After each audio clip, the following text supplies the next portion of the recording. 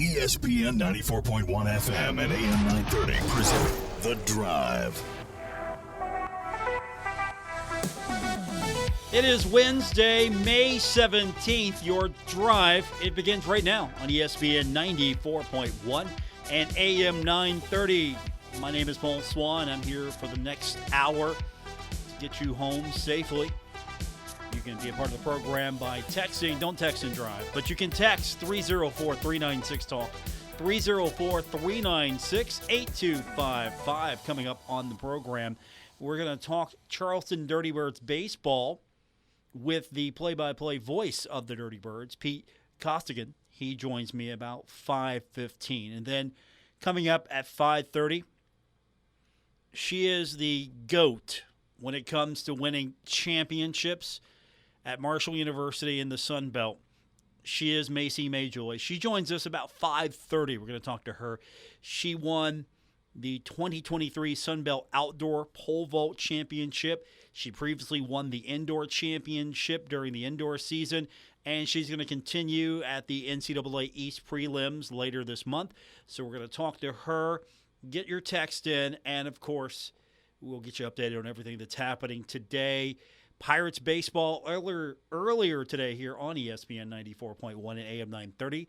The Pirates win one. They beat the Detroit Tigers 8-0. So the Pirates wrapping up the series. Off tomorrow. Also, the Guardians losing to the White Sox 8-3. Game 2 of that series is coming up tonight at 8:10. And we will touch on this briefly. Gastonia did beat the Dirty Birds 13-4. Game 2 of the series tonight, 6:35 in Gastonia. So looking forward to talking Dirty Birds baseball. NBA action. The Lakers fell to Denver. The Nuggets win 132-126 in Game 1 of the Western Conference Final. Game 2 coming up tonight, 8:30. Game 2 is Thursday night, 8:30 in Denver. Game 1 coming up tonight in the Eastern Conference Finals. Miami is taking on Boston. That's at 8:30.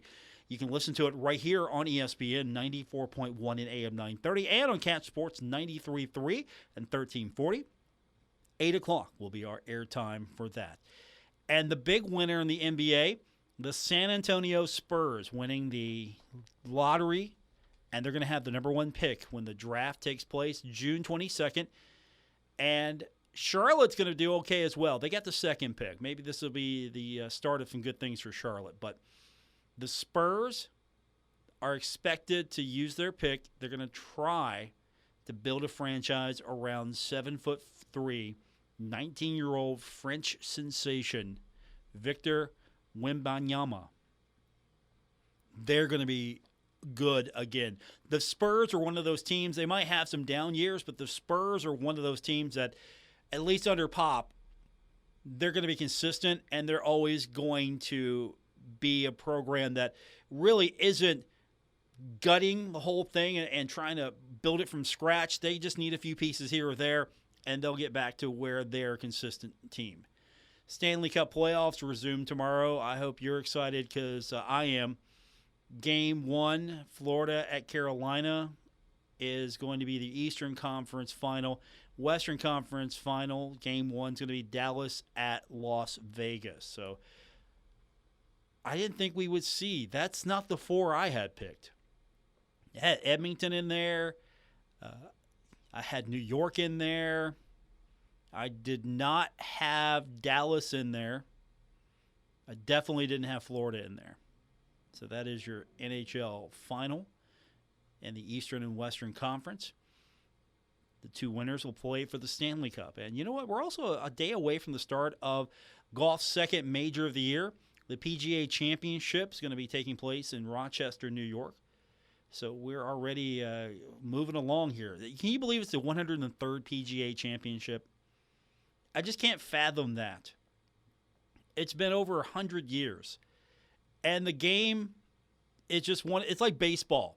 Yeah, one of those games where it's almost the same, not so much with baseball now, but it's almost the same as it was 103 years ago. That's amazing. So we'll be keeping an eye on that. We have got coming up on the program here in the next few minutes. First up, we're going to talk Dirty Birds baseball. And then we're going to talk track and field. And then we're going to touch more on the soccer schedule that came out today for the Thundering Herd. I don't want to dig too deep into it right now. I want to save that for later. But we did get the soccer schedule for both the men and women for the Thundering Herd. And I'll look at it with you. Let's start with the women. Let's give them a little love first. They've got a couple exhibition games with Western Carolina, Cincinnati. They have exhibition with Kentucky. They're going to be on the road at Moorhead. They're going to be home against High Point, on the road against Indiana State. Then they have got 5 straight home games. Ohio, Gardner-Webb, Miami of Ohio, Liberty, and then ULM is going to be the Sun Belt Conference opener. They're on the road at James Madison. Home against South Alabama. They're going to be on the road against Troy. Home against Old Dominion. On the road against App State.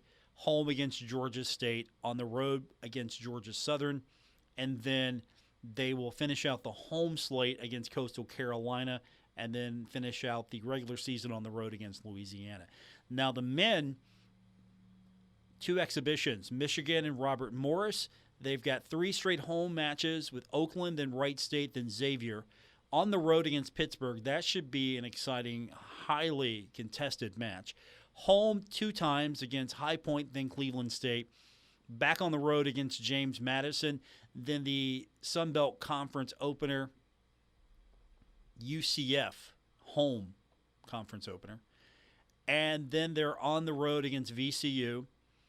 They are on the road against Georgia Southern, home against Georgia State. Then they've got Coastal Carolina at home, on the road for the Mountain State Derby against WVU. And then Kentucky comes back to Huntington, on the road against Old Dominion, and then they are home against South Carolina. So that looks like an interesting and challenging schedule there. The Sun Belt's going to be tough again, I think. And so we'll see if the Herd can, honestly, get back to what we expect, and that's winning regular season conference titles and then winning the tournament. So we'll talk a little bit more about that with you. But we're going to take our first break, come back, and we're going to get into what's happening with the Charleston Dirty Birds. That's coming up first, and then we're going to welcome back to the program. All she does is win championships. It's Macie Majoy when we continue. But first up, from the Charleston Dirty Birds, Pete Costigan, when we continue on this edition of The Drive, ESPN 94.1 and AM 930.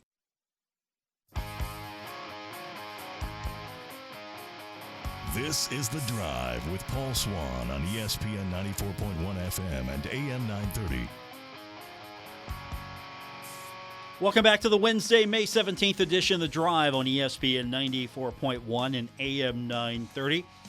It's time for our Wednesday conversation about all things Charleston Dirty Birds, and to help us out this week, we want to welcome to the program for his first visit, the voice of the Dirty Birds, Pete Costigan. Pete, good talking to you. Glad we can do this, and you're on the road as we speak, so you get the fun job this week. Yeah, Eden's usually just back in doing the promotion stuff. You got the fun job. That's right. I get to kind of take it easy, put in the statistics, and watch the boys play. How they look yesterday. I know the score maybe doesn't indicate truly. We got to touch on that, 13-4. How are they progressing? Are they showing signs of getting better? Yeah, absolutely, Paul. It's a team with loads of talent. We got guys who are MLB experienced veterans, and we got guys that are fresh out of college. So they're off to a bit of a slow start. We won opening day, and then we went on an 8-game losing streak. But the bats are starting to come around. Our boy Bobby Bradley, he's second in the league in home runs right now with 7. He's starting to heat up. Dwight Smith Jr., his average is coming up a little bit. So, it's a little bit slow out the gate right now, but I think once we get, things moving from all facets of the game, I think we'll be in good shape. Dirty Birds on the road tonight. It's going to be a 6:35 game in Gastonia, and joining us on the program is Pete Costigan. So once you get past the Gastonia series, we've got some interesting things to talk about with the weekend coming up. There's a new team coming into Charleston for the first time. The Frederick team, we don't know much about them, or at least I don't know enough about them. So, what's exciting about them as fans start to make their way back to Gomart Ballpark for the weekend? Frederick is new to the Atlantic League. They were in affiliated ball for a long time. I'm not sure about last year. I believe they were in either the Frontier or the Pioneer League, but they got a good team. And yeah, we got Gomart Ballpark, brand new facility, new turf, be known as Power Park. It's now Gomart, and we got brand new promotions, a whole new team. So it's really exciting, and we can't wait to have more home games. Obviously, games are going to continue through Memorial Day weekend as well, but big promotions on Friday and Saturday. We've got the clear bag giveaway on Friday. We've got the Mega Blast fireworks on Saturday, and of course, the baseball itself on the field. So, what would make this enticing for maybe a fan who hasn't shown up yet to the ballpark? What should they look for? What should they expect? When they come to the ballpark for the first time. The new team in Frederick coming into the league. Obviously, there's a lot of questions there as far as, okay, is this going to be a good brand of baseball? And you've seen enough now baseball to know this is a pretty good brand of baseball.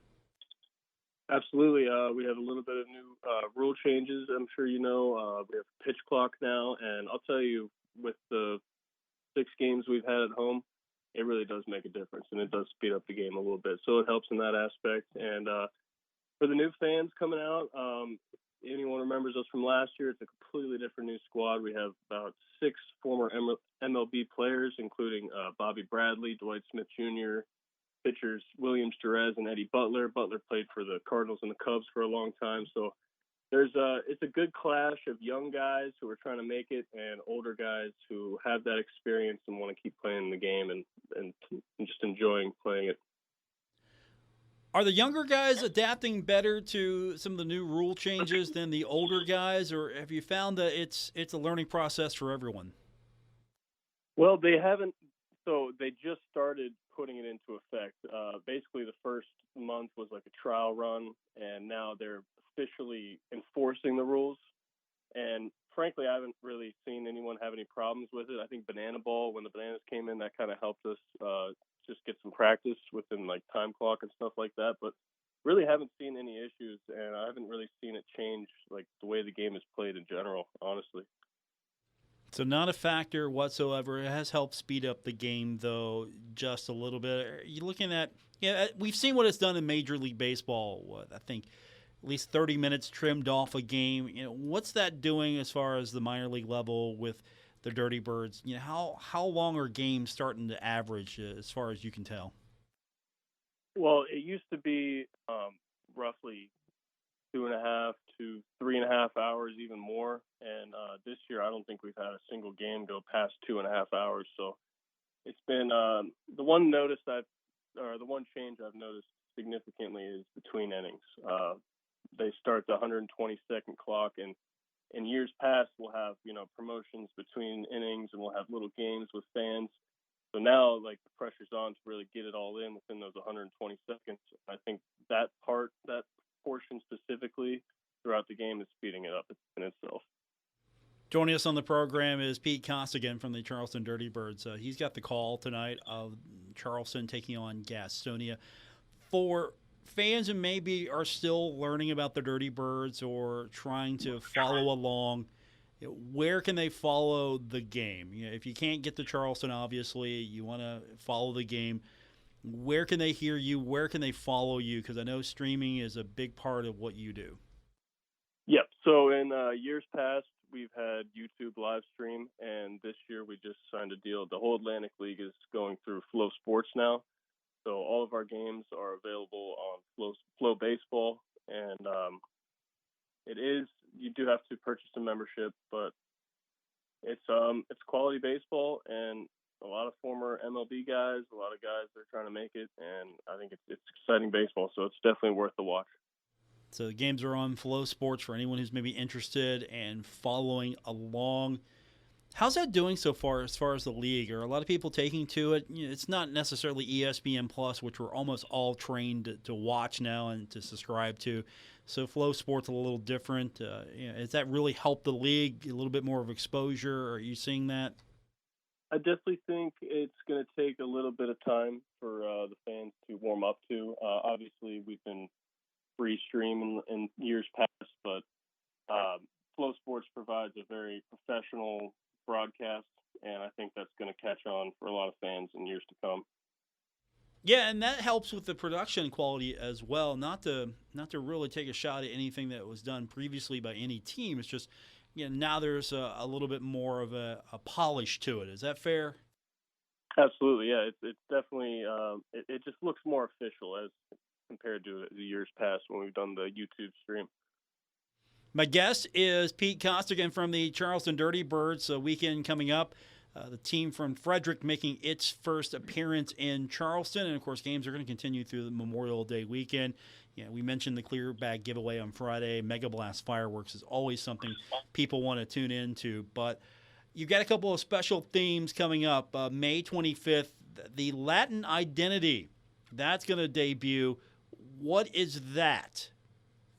So the Latin Identity will be playing as the Pajaros Sucios, and that's it's a Spanish term for basically a coal miner. And we have a whole new specialty uniform for that. They got a purple and gold look, so it's really exciting, and I think it's fun for a lot of those Latina guys on our team get to take part in that Spanish culture.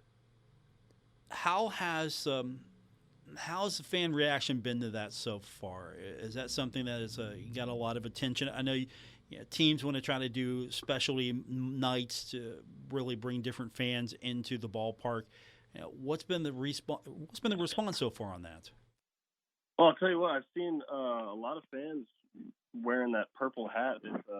It's basically a skeleton logo with the coal mining axe on it, and surprised we haven't even had the promotion day itself, but I've seen so many fans wearing the purple jerseys and the purple hats, so I think it's going to be a big hit, to be honest. Okay, so I can pick that up now. Or Eden never sends me any swag. You need to have a talk with her. She never sends me anything. I've asked. She said if I show up, I can get in line and get one like everyone else. But that's my only option. She said. You know what? I'll give you that employee discount if you show up. I see you guys have been on the same marketing conference call. Pete Costigan is with us from the Charleston Dirty Birds. So a Latin Identity coming up on May 25th, and then a Memorial Day, of course. And who doesn't love Memorial Day baseball? And players are going to be wearing those military jerseys as a tribute. I haven't seen them yet. What do they look like? To be honest, Paul, I haven't even seen them yet. I think they're trying to make it a little bit of a secret to increase some excitement for the fans. Okay, so you'll get to see those, and I'm sure those will be on sale afterwards, right? Yes, sir. Pete Costigan is with us from the Charleston Dirty Birds. Now, don't forget the weekend is coming up. Frederick is coming into Charleston, and games are going to continue through the Memorial Day weekend. On the road tonight, it's going to be on Flow Sports, 6:35 against Gastonia. And if you go to the ballpark on Friday, you got that clear bag giveaway to take advantage of. And then, of course, who doesn't love Mega Blast fireworks on Saturday? So you've got a fun one tonight. You're going to be back on the road for a few more days, and you come home. And looking forward to the weekend with you, Pete. That's right. Well, actually, I do not travel as of now. We're trying to work in so that I can call the games remotely. But as of now, I've been calling just the home games from here in Charleston. Okay, fair enough. We'll work that out on your contract. Yeah, next time, let me negotiate the contract, okay? I got you. Pete Costigan's with us from the Charleston Dirty Birds. Pete, we'll catch up with you soon, and looking forward to the weekend with Frederick coming into Charleston. And, of course, everyone take advantage of all the promotions, including Mega Blast fireworks on Saturday. Pete, good talking to you. Thanks for having me on, Paul. Take care. That's Pete Costigan from the Charleston Dirty Birds. When we continue, we're going to talk to the GOAT from Marshall Track and Field, Macie Majoy, when we continue on this edition of The Drive, ESPN 94.1 and AM 930. This is The Drive with Paul Swann on ESPN 94.1 FM and AM 930. Welcome back to the Wednesday, May 17th edition. It's The Drive on ESPN 94.1 and AM 930. I want to welcome back to the program now. Every time she wins something, she comes back on, and she's been winning a lot of things as of late. Previously, won the indoor championship in the pole vault for the Sun Belt. Now she adds to her collection the 2023 Sun Belt Outdoor Pole Vault Championship. She cleared 3.96 meters to secure the championship title. She is the GOAT of Marshall track and field and maybe of all Marshall athletics. Macie Majoy is with us. How you doing, champ? I'm doing great. Thanks for having me. Who hypes you better than me? Does anyone hype you up more than I do? My parents do a pretty good job hyping me up. Okay, so I got to compete with them, and that's fine. When we last spoke, we talked about how you won the first one. You won not just the first Sun Belt championship in track and field, but for Marshall athletics. You got the first one. Now you have the second one as well. You know, I know that wasn't going through your mind at the time, but just how's that feel knowing that I've got two of these things now? It's a really great feeling. Last year, it's funny because at conference, I finished 10th place. I actually ended up leaving with a concussion. I finished 10th place, and I just had an overall just a very off season. So to come back from that and earn not one, but just 2 gold medals, I'm very blessed, and I'm very honored to end my Marshall career with 2 first-place finishes. Was that a major focus for you to not go out the way you did last time? Oh, for sure. For me, it's like I wanted the comeback to be greater than the setback, and I know how last year made me feel, and I just didn't want to feel like that again. So I just told myself I'm going to work hard and get all I got. So it's been a good ride. Now, you cleared 3.96 meters to secure the championship title. That's not your best. You could have done more if needed. Yes, my personal best is actually 4.15 meters, which is around 13.7. I was happy that I won, but I know I can do better. But I'm very grateful to have another meet. We actually have national prelims next week, so I'm hoping to hit a higher height for that. Explain to, if you would, now you've got the Sun Belt Pole Vault Championship. You go on to the prelims. What does that exactly involve, and what are you trying to accomplish there? Where does that take you for maybe those who don't know the process here? So the process for outdoor track and field is a lot different than indoor. It's easier to qualify for nationals for outdoor than it is indoor. So for indoor, they just take the top 12 in the nation. For outdoor, they take the top 48 from the East Division and then the top 48 from the West Division. So then the East and the West will have what's called national prelims, which is happening next week. I'll be traveling to Jacksonville, Florida. But so the top 48 in the East Division will compete, and then the top 12 spots will go to nationals, which is in mid-June in Austin, Texas. So my goal going into next week is to secure a spot in the top 12 and make it to nationals. I'm ranked 35th right now, and as long as I go in there clear-headed, I think I have a good chance of getting it done. How does that ranking come down? Explain why you're ranked 35th. Why do you have that spot? So the ranking goes based on your highest height for the outdoor season. So my highest height for outdoor season was 408, which is around 13.4. So that ranking puts me at 35th. I'm tied with a few other girls, but it's basically just based on what you run or jump or throw for the season, and that puts you in the rankings with everyone else. Okay, so if need be, you can jump higher than that. You can pole vault higher than 408. That's not your personal best. That's just what you have on record to qualify you and to get you into the prelims. Yes, it's all dependent on what you have done this season. So if there's people that have like jumped higher or thrown further, ran faster previous years, that doesn't count. It all depends on what you've done this year. And so you were hoping probably that you could have maybe cleared a little higher in the Sun Belt Championship, but the ranking really it just gets you in. It doesn't impact anything. It's just I'm in the I'm in the ranking, so I can go here. That doesn't impact anything else. Yes, for sure. It's all about who shows up and performs that day because in my mind rankings don't mean anything. It's about who shows up and who performs. And that's my goal is to go out there and show up and perform to my best abilities.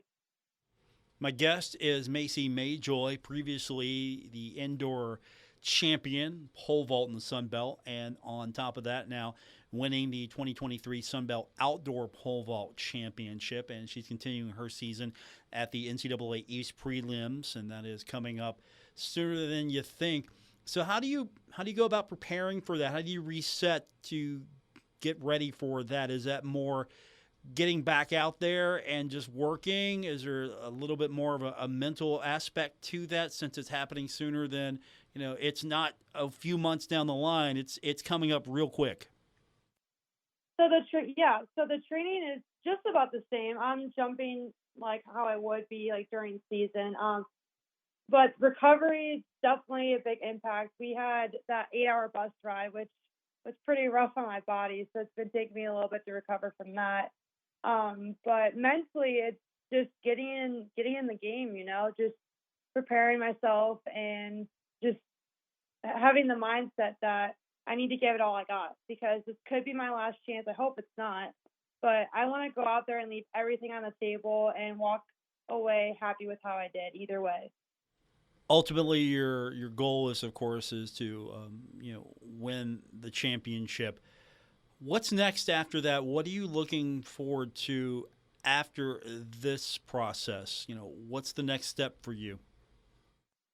I'm looking forward to starting my job. I have a career lined up for me in law enforcement. I'm looking forward to that. I actually start in a little over a month, so not much of a break in between, but I'm looking forward to getting started on my life. I'm going to miss martial law. I'm going to miss pole vault, but honestly, it's been such a great ride here, and I've made so many friends, made so many memories here, and I want to cherish them for the rest of my life. How does pole vault translate into law enforcement? How can you make that work? Oh gosh, I mean, maybe if there's like a stick, I could like take it and jump over a fence. I'm just kidding. I think this like being able to sprint is going to help me a lot. If I have to like chase after someone, but I honestly don't really know how much it correlates. I guess having the upper body strength will be helpful in those types of situations, but I don't think there's going to be any poles laying around anywhere. So you've gone through everything you've needed to do to be successful at pole vault, and now you start your journey into law enforcement. How far along are you as far as that law enforcement journey? Training, and what's been the difference for you? And has that helped you with your career in track? Yes, it definitely helped me with my career in track. I've known I want to do law enforcement for a very long time. My dad actually is kind of part of the reason for that because he is the chief of police in the suburb of Cleveland. So yeah, I've always had that on my mind, like going throughout school. Track was obviously very important, but I knew at the end of this that I can't pole vault for the rest of my life. So I needed to also focus on getting a career in a field that I enjoy. My guess is Macie Majoy. Did I ask you when we spoke last time? Refresh me if I did. Why pole vault? What was it about pole vault that attracted you to that, or was it just something you stumbled upon and found out that, hey, I'm pretty good at this, I'll do this? We may have talked about it. I don't really remember off the top of my head, but so the reason I got into pole vaulting was because my cousins actually did it and they were very good at it. It's funny, at my high school, we have my cousin Macie Majoy holds the school record for the men's, and I hold the school record for the women. So if you go to our record board, it says M Majoy for each, the men's and women's. So I joke and say I have both. No, I'm just kidding. But he's a big reason why I did it, because he did it. He was very successful in it, and I would go, like when I was younger, I'd go and like watch the meets, and it was something I really thought I could be good at because my cousins were good at it. They went to different clubs around the area, which I ended up going to. And I think another reason is because I kind of wanted to defy my parents a little bit because they didn't want me to do it. They thought it was too dangerous, and I was like, you know what, I want to go and prove them wrong. So, yeah, it's been a ride. So you're in law enforcement, which is very challenging and can be dangerous. You have to be all the time aware of your situation because you never know what kind of situation you're going to deal with.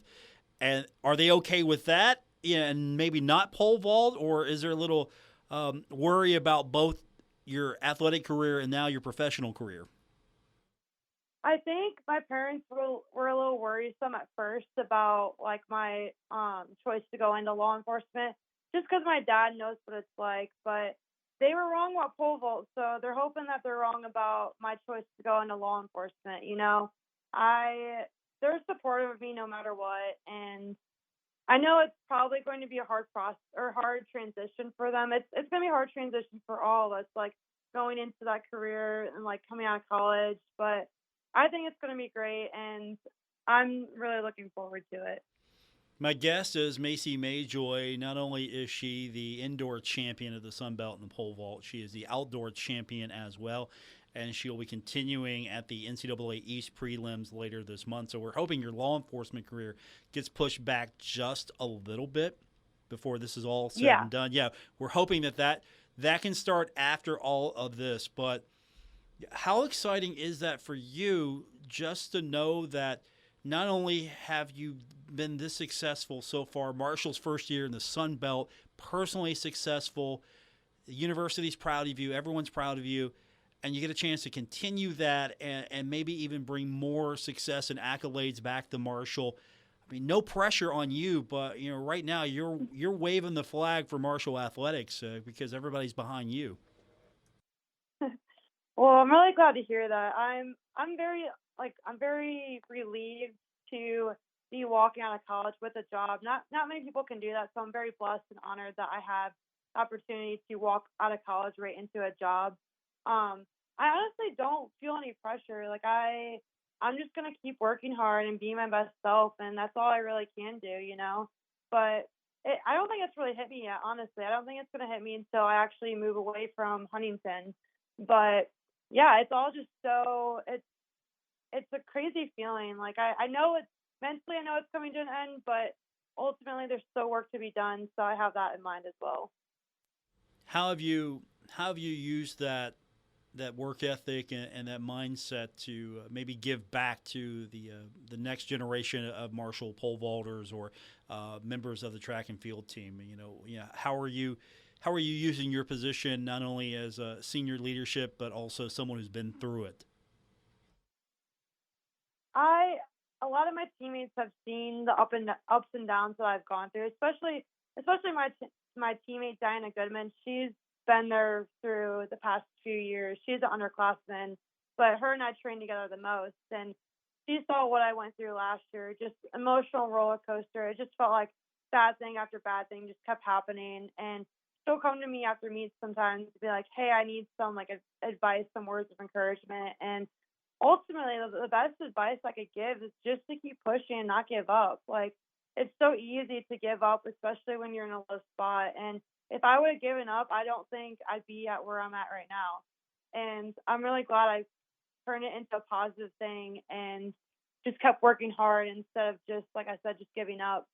But yeah, I really hope my teammates could take that away. It's just that let the comeback be greater than the setback. That's honestly my favorite like saying because overcoming the setback is just it's such a great feeling and it gives you strength, empowers you, empowers others, and I really hope that my teammates could take that away from me.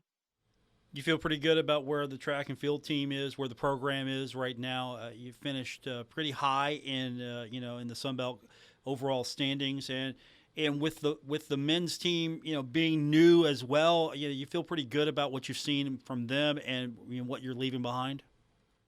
Oh, absolutely. Everyone has worked so hard this season, and I think this might be the best we've done as a team in a very long time. And it's really awesome how the men's team just started this year, and I feel like we're all so close-knit. Like, you see us at the Sun Belt Conference, at the Sun Belt Championships, like, we're all cheering each other on. Like, I literally left the meet, and my voice was, like cracking because I was screaming so much for my teammates. But it's so cool to see the men's team, like, come in, like, literally from scratch, and for all of us to just be so supportive of each other and, like, just, like, being there for each other and all that. It's a really awesome feeling. I was so glad to be a part of it for a year, but I know it's just going to build and become stronger, and I'm really excited to possibly come back in the future to watch a few meets or just keep in touch with people on the team and encourage them to keep trucking along.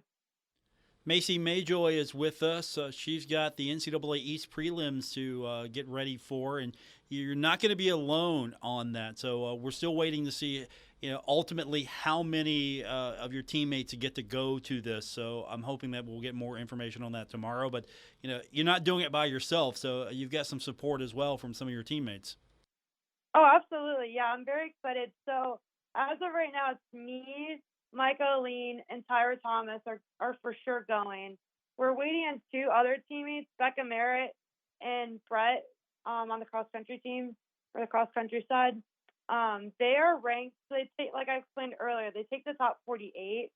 But what happens is that the people that are in the top 48 have to declare their spot to go. And sometimes there's people that won't declare. So I think Brett is ranked like 55th, and then Becca's ranked 51st. So they both have a very good chance of going. Unfortunately, we won't find that out till tomorrow night. But fingers crossed. I'm hoping that we get a big squad there so we can all cheer each other on and support each other. Well, I'm assured of one thing. I know you're going to do tremendously well here at the East Prelims because you didn't even have to use your best height to win the Sun Belt Championship in the outdoor side. So how you've got something dialed up, right? You're ready to, if need be, dial something you haven't done yet. I'm believing that right now. Well, thank you. I feel ready mentally and physically. I feel very ready, and I'm so excited for next week. Macie, it's been fun to get to talk to you these few times. I think I can speak honestly for a lot of people. We're excited for you, and I appreciate you sharing your journey with us and letting me talk to you and letting me talk about it for a few minutes because, I mean, that's amazing. Not only you win the indoor championship, you win the outdoor championship, and just to see you from your journey to where you're at now, I think it's an amazing story that needed to be told. Thank you so much for having me. It's been so great talking to you as well. We'll do it soon. Hopefully after after you get through the NCAA East Prelims. I think we'll do it again after that. Let's just plan on that now. Yes, that would be awesome. Thanks, Macie. That's Macie Majoy winning the outdoor and the indoor championship for the Sun Belt in pole vault. We will come back and take your text 304-396-TALK, 304-396-8255. More coming up on this edition of The Drive, ESPN 94.1 and AM 930. This is The Drive with Paul Swann on ESPN 94.1 FM and AM 930. Welcome back to the Wednesday, May 17th edition, The Drive on ESPN 94.1 and AM 930. I'm your host, Paul Swann. We've got a few minutes for your text, 304-396-TALK. That's 304-396-8255. I mentioned earlier in the program, if you weren't with us, the soccer schedule's out for both Marshall men and women. Should be an interesting season, especially for the men. They've got a home game this year with Kentucky. That's going to be key. On the road against WVU and then at home against Kentucky. South Carolina will round out the home slate. On the women's side, should be fun. They've got 5 home games in a row, so that should be a fun schedule. And, of course, I believe ticket deposits are on sale now. They're taking deposits for season tickets. I think it starts at $25 if I read that correctly. So we'll have more information on that as we get closer to the start of the season. Cincinnati Bengals also finalizing part of their schedule, the preseason portion for 2023. The Bengals are going to kick off the preseason at home against the Green Bay Packers on Friday, August 11th at 7 p.m. Then they're going to play their final 2 preseason games on the road, facing the Atlanta Falcons on Friday, August 18th at 7:30 p.m., and the Washington Commanders on Saturday, August 26th at 1 p.m. All the preseason games are going to be on the preseason TV network. That is not available locally here, so I remind you, we'll have, depending on our broadcast schedule, we will have those games at a minimum on our sister station, Cat Sports 93.3 and 1340. And again, that's a great place for Bengals football all season long. If you're looking for the Bengals game, first check out Cat Sports 93.3 and 1340. And, of course, depending on our obligations here, we'll have those games as well here on ESPN 94.1 and AM 930. Just not the same. The Bengals taking on Green Bay, and there's no Aaron Rodgers there. It rings hollow to me. It doesn't feel the same. And, of course, then you've got 2 on the road at Atlanta and then at Washington. Those are drivable games. The Green Bay game, not so much drivable for me here. I mean, I could do it, but I'd have to take a few days off. So that Saturday game at Washington, that might be doable. As far as a road trip's concerned, that can be fun. But we'll have those games for you. And don't forget, those are going to be all season long right here on ESPN 94.1 and AM 930. So, as we talked about yesterday with streaming, you don't necessarily want to put down the money for YouTube TV so you could get the NFL Sunday ticket package. You might miss a few games because not televised locally on broadcast TV because of the NFL's whims to show what game where. We got you covered, so we'll have those games all season long. Again, lock it here either on Cat Sports 93.3 and 1340 or ESPN 94.1 and AM 930. So we've got basketball action coming up tonight. The Pirates winning earlier in the afternoon, 8-0, so we don't have evening baseball, but we do have NBA action tonight. Game 1 of the Eastern Conference Finals is going to be Miami versus Boston. Denver did not do me any favors. I desire a Lakers-Boston matchup, and I hope that I get that. I want, in the final, I want Lakers-Celtics. That's what it was when I was a kid. That's what I want now. I want Lakers-Celtics. Give me that. That's America wants Lakers-Celtics. America does not want Denver and Miami. I will do a poll tomorrow on this show if need be. America wants, or at least I want, Lakers and Celtics, not Denver and Miami. No Nuggets Heat here. Not on. No, I don't want that. All right, that's going to do it. Thanks for tuning in. I hope you had fun today with me. If you didn't, we'll try better, and hopefully you'll have fun tomorrow. But thanks for tuning in nonetheless here on ESPN 94.1 and AM 930.